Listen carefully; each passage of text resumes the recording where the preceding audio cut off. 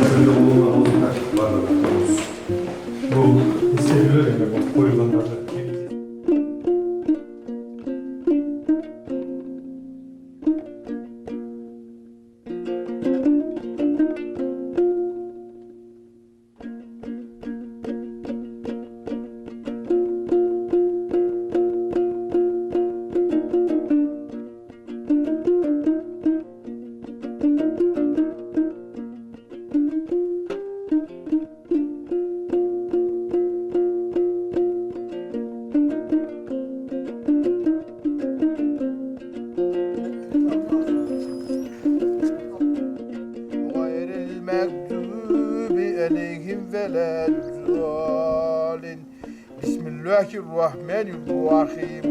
Kul huvallahu ehad Allahus somed. Lem yelid ve lem yulad ve lem yekun lehu kufuven ehad. Sübhane rabbike rabbil izzati amma yasifun. Жатқан жерлерін жайлы орта ربنا آتنا في الدنيا حسنة وفي الآخرة حسنة وقنا عذاب النار برحمتك آمين. الله أكبر. Саңа спорт келчүнөкөч. Мына быйыл 2010 жылдын 7 апрелиндеги окуяга туура 10 жыл толот. Ушул 10 жыл аралыгында ал кездеги коюлган максаттар канчалык деңгээлге ишке ашты? Ушул боюнча бир өзүңүздүн оюңузду, пикириңизди айтып койсоңуз.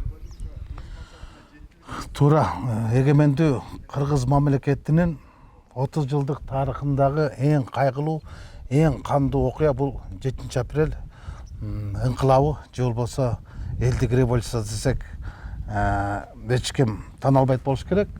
Бирок ошол мындан 10 жыл мурун орун алган Орду Толгус жоготууга алып келген окуяда анан ошондо коюлган талаптар ишке аштуу максаттарына жеттүү деген суроо ар ким өзүнүн деңгээлинен жооп бере атпайт. Мен ошол окуяларга катышкан адам катары, ошол окуялардын башында турган бириккен элдик кыймыл деген оппозициялык кыймыл болгон, ошонун саясий кеңештин мүчөсү катары так ачык айта алам. Мына ушул касиеттүү арбактар байырлаган жерде туруп мен айта алам, апрель окуясынын максаттары ишке ашкан жок.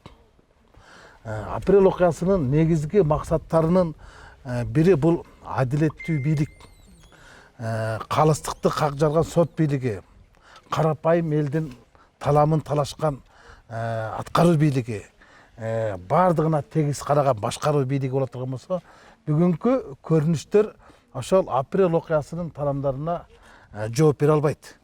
Ошол убактылуу өкмөттүн башында турган адамдардын бүгүн бири дагы Кыргыз Республикасынын өкмөтүндө жок. Ошол убактылуу өкмөттүн башында турган адамдардын бири дагы бүгүнкү күндөгү президенттин аппаратында жок. Убактылуу өкмөттүн аралашып жүргөн кыйыр түрдө же болбосо ошого түздөн түз катышкан адамдардын бири дагы бүгүн бийликте жок. Эгер бийликте бар деп айта турган болсок, азыркы президентибиз Сооронбай Шарипович гана ошол кездеги убактылуу өкмөттүн убагында Ош областынын губернаторлорун жетектеп, жалгыз гана революционер ошол калды десек болот да. Андан эми башка элчи болуп кеткен Азимбек Бекназаровду, Манас академиясында турган Топчубек Тургуналиевди, анан кийин институт деп коет, баягы иликтөө, изилдөө институты деген Каптыгаевди албаганда эми аларды деле бир өкмөттүн мүчөлүгүндө же бир чоң кызматтар эмес. Аларды кошпогондо бир дагы убактылуу өкмөттүн мүчөсү 10 жылдын аралыгында бүттүгү ооматтары ооп кетип, бүгүн кайта эле ошол оппозициялык көз караштагы саясатчылар айланып калды. Анан апрель окуясынын бир топ талаптары аздык менен ошол кездерде алгачкы ошол 2010 жылдар 2015 жылга чейин бир топ мисалы таза шайлоолорду биз камсыз кыла алдык. Жаңы баш мыйзамды кабыл ала алдык. Анан жаштарды бийликке алып келгенге бир аз аракеттерди кылдык. Эми кандайдыр бир деңгээлде өзүнүн жемиштерин берди, бирок толук кандуу мына жерде жаткан, ушул жерде жаткан балдардын аруу тилектердин баардыгы аткарылды деген бул акмакчылык. Бул айбанчылык. Мына арбактардын баардыгы карап турат, анан ушулардын баардыгы карап тургандан кантип калп айтасың? Арбактар алдында ошол силердин аруу тилеңерди биз аткара алдык. Же болбосо азыркы бийлик силердин тилеңерди аткаруунун үстүндө иштеп жатат, бирок кандай иштеп жатат? Ага бирок тарых өзүнүн баасын берет дечи. Бирок азыркы күндө 10 жылдын ортолугунда апрель окуясынын талаптары аз гана талаптар аткарылды, а бирок көпчүлүгү аткарылган жок десе мен чындыкка жакын сөз айткан болом. Анан дагы бир суроо, ушул апрель окуясынан кийин негизги талаптардын бир катары үй бүлөлүк, кландык, президенттик башкаруу системасын, парламент башкаруу системасын өткөрүү болгон да. Анан ушул 10 жыл аралыгында парламенттик система өзүн баягы актай албай калдыбы, система өзүн болбосо эмне себептен азыр учурда Жогорку Кеңештин депутаты Курманкул Зулушев тарабынан башкаруу системасын аныктоо, референдумга чыгаруу мыйзамы иштелип чыкты да. Ушул боюнча кандай ой пикирдесиз? Туура да, бул эми мындай болуп калды да. Туп-туура ушул апрель окуясынын 10 жылдыгынын алдында ушул мыйзамды алып чыккан бул революцияга же болбосо элдик ыңкылапка багытталган сокку болчу да.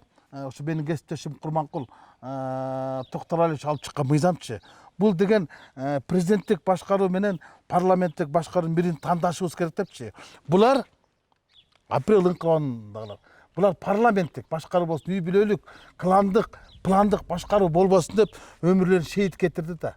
Анан ушулардын арбагын тепсеп туруп, анан ушулардын үмүтүн өчүрүп туруп, ушулардын шейит кеткендердин кантип туруп ушулар эчтеке жарабаганы бир баатыр эмес, булар капыр болгондор дегендей эле соккулган да. Бул эң биринчиден демократияга эмес, кыргыздын тарыхына эмес, эң биринчиден бул 10 жылдыкта апрель ыңкылабына урулган эң чоң сокку болгон да. Эми бүгүн президентибиз кече Сооронбай Шарипович кайрылуу кылды 7 апрелдин 10 жылдыгы боюнча. Ошондо так баса айтты да, биз парламентаризм багытынан кайта кайтпайбыз деди. Мына ушундан кийин Курманкул Токторалиев жанагы демилгелеген мыйзам долбоорун чакыртып алыш керек.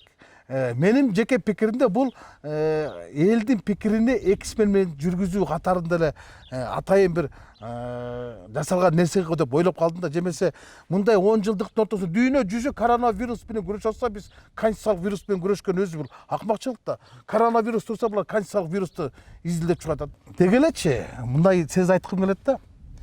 24 мартта ыңкылап болгон 2005 жылы. Ошондон сабак албаган бийлик 7 апрелде алды. Өздөрүн эл кууп салды. Азыр 7 апрелде бийлик сабак албаса, дагы бир ушундай ыңкылап түстөн чыгат да. Бул тарыхый эле нерсе экен. Мына жердин баардыгында боз үйлөр тигилип, бул жакта конференц залда тасмалар көргөзүлүп, аябай шаан шөкөт менен, анткени каалайбызбы, биз каалабайбызбы, тарыхты журмалайбыз, бирок бурмалай албайбыз да. Апрель ыңкылабы башталган форум ушул болчу. Мына бүгүн 10 жылдыктын алкагында көрүп алып туруп, кейсинде мыналардын баардыгы чөбү да тазалап койгонго жараган жок да. Ушул дарактардын баардыгы жок болчу. 10 жыл мурун бул дарактардын баары жок болчу. Бул жердин мына брусчаткалар жок болчу. Бунун баардыгы 2011 жылы апрель окуясынын 1 жылдыгында дарактардын баардыгын 77 баланын арбагын арнап тиккен. Мыналардын баардыгын ошол ар бир баланын атын атап тигилген кайыңдар эле да. Мына бүгүн чөп басып, мусор басып, анан апрель ыңкылабынын бешиги 10 жылдыктын алкагында камакта жатканы бул тарыхтын деле камалып жатканы менен барабар да. Майрамдык маанай жок. Жок дегенде ошол жергиликтүү жетекчилер башкасын коюп, башканы коюп манастайт дейт.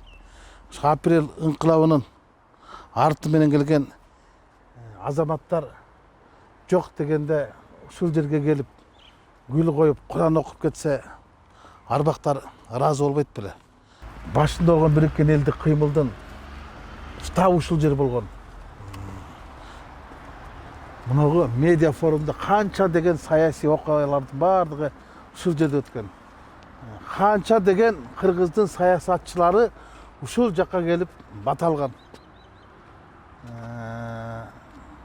Атактуу Икрам Илмиянов ушул жерден чыкчу эмес. Идеолог Фарид Ниязов да ушул жерден чыкчу эмес. Икрам менен Фарид ушул жерде отурганда азыркы атка минерлердин бардыгы жүгүнүп келип кетип турчу да. Ушул 10 жылдыкты белгилөө боюнча мамлекеттик тарабынан уюштуруу комитети түзүлдү эле да. Анан ошол кездеги убактылуу өкмөттүн мүчөлөрү дейбизби же бектин мүчөлөрү дейбизби, ошолор адамдардан дээрлик жок экен. Ушул комитеттин уюштуруу комитеттин бүгүнкү күндөгү 2010 жылдык 7 апрелин белгилөө боюнча иш-чаралары сиздин канааттандырабы деген эмне иш-чаралар белгиленди ушул? Апрель инкылабынын 10 жылдык мааракеси кандай болуп өткөн күндө дагы жакшы пикирлерге арада каршы пикирлер көп болбок. Анткени мен айтамбы же башка айтабы, апрель инкылабынын башында турган адамдардын бардыгы же камакта же суракта, же үйдө же чүйдө. 10 жылдыктын кандай болору мени ойго салып турганда, аятан көрө ушу 10 жылдык кандай боло турган экен, жылда ушул жерде болчу эле, аны эми ачыгын айтыш керек, экс-президент Атамбаев уюштурчу ушул жердеги иш-чаралар. Эми ал киши өзү камакта, ал отурган штабта камакта, ал отурган СДПКнын штабы да камакта. Мындайча айтканда майрам да камакта болуп калбады. Жок, ушу 10 жылдыкты уюштуруу боюнча мамлекеттик комиссия түзүлдү да. Ана мамлекеттик комиссия түзүлгөндөн кийин, мамлекет башчынын жарлыгы менен чыккандан кийин, ошо мамлекет башчынын тегерегиндегилерин саботажы уюштуруу комитетинин курамында бир дагы убактылуу өкмөттүн мүчөсү жок. Же болбосо ошол кездеги Бириккен Элдик Кыймылдын саясий кеңештин мүчөсү жок. Анан кимдер өткөрөт? Мен карап көрдүм да, курамын карап көрүп туруп, биринчилерде мен сындап чыктым. Бул кандай деп?